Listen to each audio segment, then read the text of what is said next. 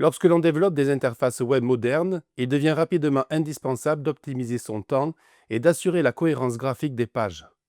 Pour cela, les bibliothèques CSS tierces représentent une solution idéale. Elles mettent à disposition des composants prêts à l'emploi qui facilitent la création de mises en page structurées et de styles homogènes. Vous connaissez sûrement les noms comme Bootstrap, Tailwind CSS ou encore Foundation. Toutes ces bibliothèques offrent des ressources puissantes et flexibles. L'avantage principal réside dans le fait qu'au lieu de coder chaque élément depuis zéro, vous pouvez rapidement intégrer des structures existantes adaptées à toutes sortes de projets. Dans ce chapitre, on explore notamment l'exemple de Bootstrap, une des références incontournables du domaine. Son système de grilles fluides, ses nombreux composants préconçus et sa compatibilité multi-appareils font de lui un outil de choix pour concevoir des interfaces modernes. Vous allez apprendre à distinguer les points forts de ces bibliothèques, gain de temps évident, cohérence visuelle garantie et respect des standards de responsivité. Ces outils proposent des solutions qui s'adaptent automatiquement à toutes les tailles d'écran sans effort particulier, ce qui est particulièrement appréciable dans un contexte où les utilisateurs naviguent aussi bien sur mobile que sur ordinateur. Nous évoquerons également les aspects techniques de l'intégration.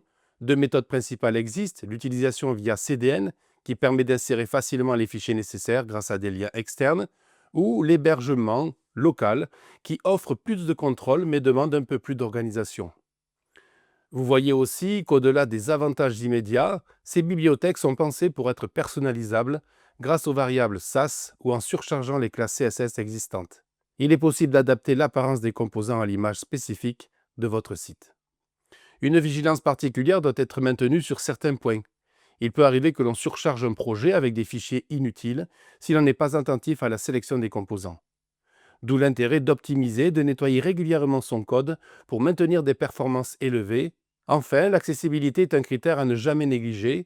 Même si ces bibliothèques appliquent des normes reconnues, il reste primordial de tester chaque élément pour garantir une navigation optimale à tous les publics.